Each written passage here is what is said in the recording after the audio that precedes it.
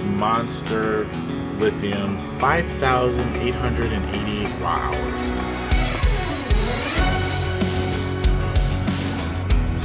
So you guys, back from our expo, another video here, and we've got a lot of new gear to show you, specifically solar panels and lithium batteries. We've been testing out a bunch. For more expo in the last several weeks, we have this monster lithium 460 amp hour battery. I built a little enclosure temporarily for it because we're trying to get on the road and test it out. So there's a look at it, you guys. It is an absolute monster. Nice metal case. The screen up here, I'll get you a close-up shot. There's all the specs.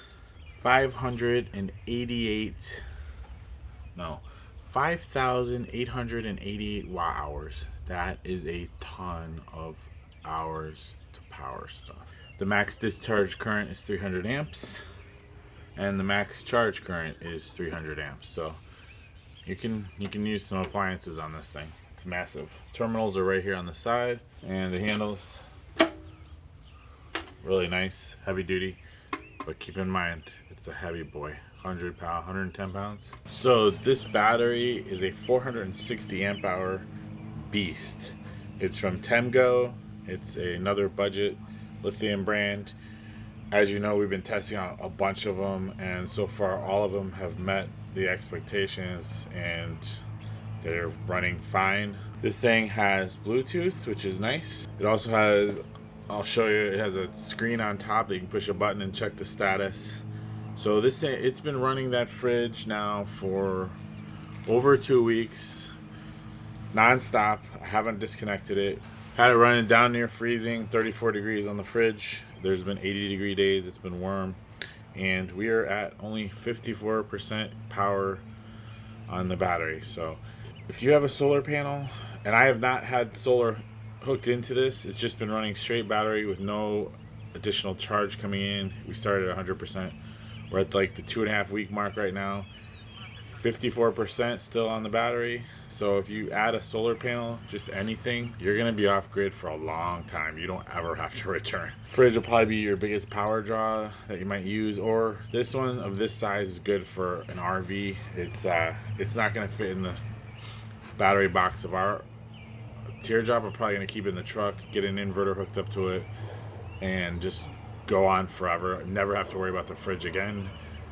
Just wire up the 200 watt panel we have up top and just run it forever. It'll be a beast.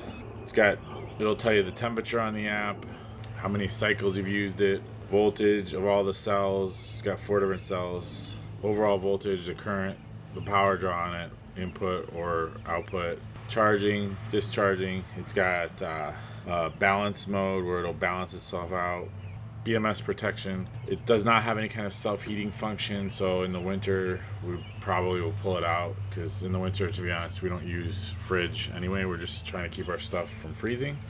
But check them out, Temgo. They gave us a link for a discount. They have other sizes. You don't have to go with the monster 460 amp hour. They reached out to us. We said, well, let's try a big one, because we've got a bunch of smaller 100 amp hour, 200 amp hour. If you have the room, I highly recommend just going for the big boy, and you'll never have to worry about power again.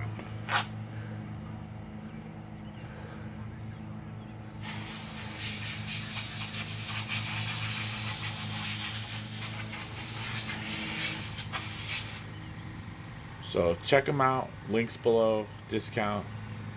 I don't think you can go wrong with any of these budget brands that we've tested.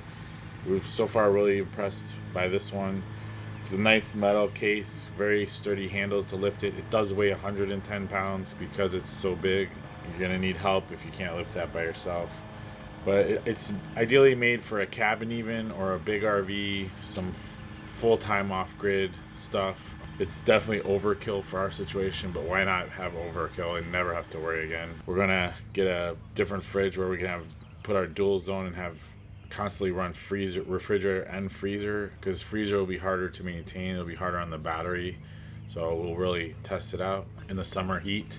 It is not waterproof, so that's why I built this little temporary wood top until I can figure out exactly how we're gonna mount it permanently. So just keep that in mind. Some of the other smaller ones are at least rain proof to a degree. They can get a little bit wet. This one, it says no. So I mean, I've had it there, and we went through some pretty crazy rainstorms, but with the tailgate up, it never really got any wetness to it. So anyways, check it out. Appreciate you guys checking out the video. Like, subscribe, follow, and we'll see you on the next gear review.